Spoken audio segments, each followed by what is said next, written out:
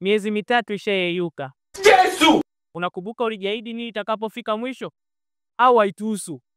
Yote kwa yote, mshukuru Mungu kwa kila jambo na ujipange upya huku kijitafakari sehemu ulipotoka. Na ndio maana sisi kama huduma ya Moria tunakuletea matukio yetu ya miezi mitatu, sehemu tulizotembelea, lakini pia huduma tulizofanya na mafundisho yaliyofundishwa na Mwalimu Happiness Kiama. Usiondoke bali nifuate, tuone kwa pamoja. Huduma zilianza tarehe 1 mwezi wa kwanza mwaka 2025 ambapo mtumishi Happiness alialikwa katika kongamano la CCT mtaa wa Kambarage na alifundisha somo lenye kichwa kinachosema yatazame kiroho ili ufanikiwe katika mwili.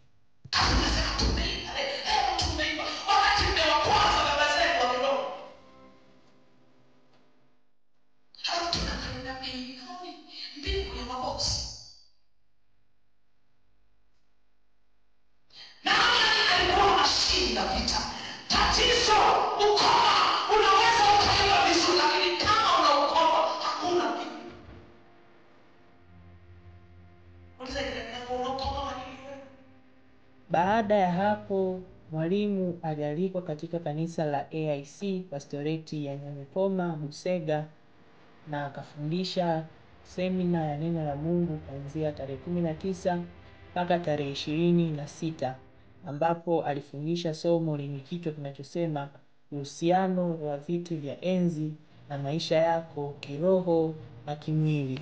Anasema tutamwitewa nyuma huko hapa. Yesu alifanya madhabahu na sisi tunafanyia hapa.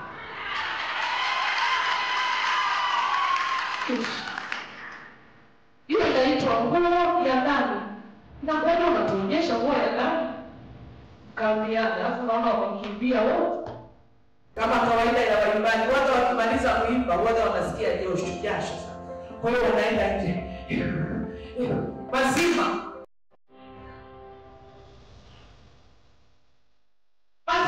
Kwa nini uimbaji umeishi? Uimbaji ukiisha, ratiba nyingine ya ibada haiwahusu. Kristo apewe sifa. Mwezi wa kwanza ukawa umekamilika na mwezi wa pili ukaanza kwa mwalimu kualikwa katika maombi ya wanawake yaliyofanyika Ndala, Shinyanga siku ya tarehe 1 mwezi wa pili. Na mwalimu alifundisha kichwa kinachosema namna gani mwanamke anaweza kusimama ili kufuta historia mbaya kwenye familia na uchumi wa kwake. Hii ni kitu mbaya sana. Lakini nani anayeweza kusimama akabadilisha hicho kizazi? Ni mwanamke. Kristo apewe sifa. Ni mwanamke ndiye anaweza akasimama kwenye zamu na nafasi akabadilisha hicho kitu kisichofaa kwenye jamii. Na mwanamke akijua nafasi yake kimwili na kiroho anaweza kufanya vitu vikubwa sana kwenye jamii. Haleluya. Kimwili na kiroho. Kwa nini ninasema kimwili na kiroho? Tukisoma kwenye kitabu cha Mwanzo sura ile ya kwanza ule mstari wa 26, Biblia inasema Bwana Mungu akasema, na tumfanye mtu kwa sura yetu na kwa mfano wetu. Bwana Mungu akasema. Wakristo tunaamini Mungu ana nafsi tatu: Mungu Baba, Mungu Mwana na Mungu Roho Mtakatifu. Kwa hiyo Mungu anaposema na tufanye mtu kwa sura yetu na kwa mfano wetu, lazima ujue sura ya Mungu ikoje na mfano wa Mungu ukoje, kwa sababu Mungu sio mwili, Mungu ni roho. Na ndio maana hapa tumeketi tunajua Mungu yuko hapa. Ukienda tu pale mbele wanaamini Mungu yupo. Ukienda Dar es Salaam wanasema Mungu yupo. Ukienda Mwanza nao watasema Mungu yupo. Ukienda Ulaya nao wanaamini Mungu yupo. Kwa nini? Ni moja ya sifa ya Mungu kwamba Mungu sio mwili, Mungu ni roho.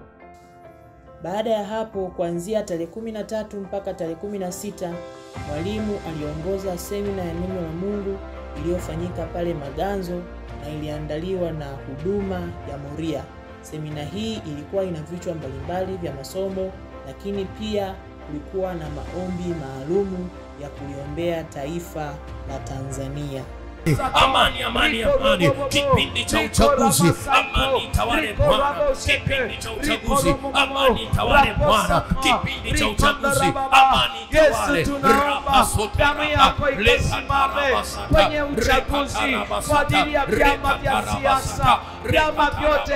Bwana, tunairuhusu damu yako ikatawale kwenye vyama vya siasa. Tunairuhusu damu yako ikatawale kwa wagombea wote wa urais, wagombea wa ubunge, wagombea wa udiwani. Yesu, ni damu yako ya thamani ikanene mema, ikanene mema, ikanene mema kwa ajili ya michakato ya uchaguzi, kwa ajili ya maandalizi ya uchaguzi, kwa ajili ya mikutano ya kampeni. Mungu, tunaiacha damu yako.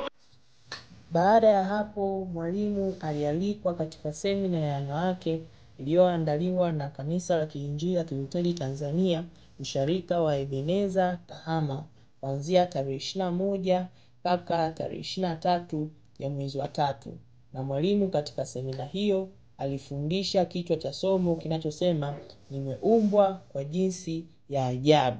Jaribu kutafakari, kuna vitu vingapi vimekwamishwa na wewe mwanamke upo, na mwaka huu tulikuwa tunasema ni siku ya maombi ya wanawake dunia nzima, halafu kuna vitu vimeharibika na sisi tuko hapo. Wakati mwingine tunavijua, wakati mwingine tunavielewa, lakini Biblia inasema neno la Bwana likanijia. Jioni ya leo Mungu amekusudia kulileta neno la Bwana ambalo linaweza likafanya njia pasipo na njia, linaweza likafungua mlango mahali ambapo palikuwa pamefungwa. Kuna mahali hukulijua kusudi la Bwana ambalo aliliweka ndani yako kabla utaingia kwenye tumbo la mama yako. Jioni ya leo Nehemia anasema neno la Bwana likanijia. Mwezi wa 3 ukakamilika kwa semina nyingine iliyofanyika kuanzia tarehe 26 mpaka tarehe 30 katika Kanisa la Kiinjili la Kilutheri Tanzania, usharika wa Samaria Azimio, Shinyanga. Na semina hii iliendeshwa kwa kichwa kinachosema kujitambua. Ilifanyika kuanzia tarehe 26 mpaka tarehe 30 ya mwezi wa 3. Hafananishwi na kuku, hafananishwi na ng'ombe, hafananishwi na ndege, hafananishwi na paka. Yuko tofauti. Ana uwezo wa kujua saizi ni mchana, saizi ni usiku. Natakiwa nikalale, natakiwa nivae nguo. Siwezi kutoka mbele za watu bila nguo. Kristo apewe sifa. Ninajua kanisa hili ni vazi la kanisani, hili halifai kuvaliwa kanisani. Kwa nini? Nimeumbwa kwa namna ya ajabu. Hata nafsi yangu inajua hivi. Amen. Yaani hivyo ulivyo umeumbwa kwa namna ya ajabu. Masomo haya yanapatikana katika YouTube channel ya Huduma ya Moria. Karibu katazame masomo haya, tunaamini utajifunza kitu na Mungu bariki. Tunamshukuru Mungu sana kwa jinsi anavyoendelea kuonekana katika huduma hizi zote.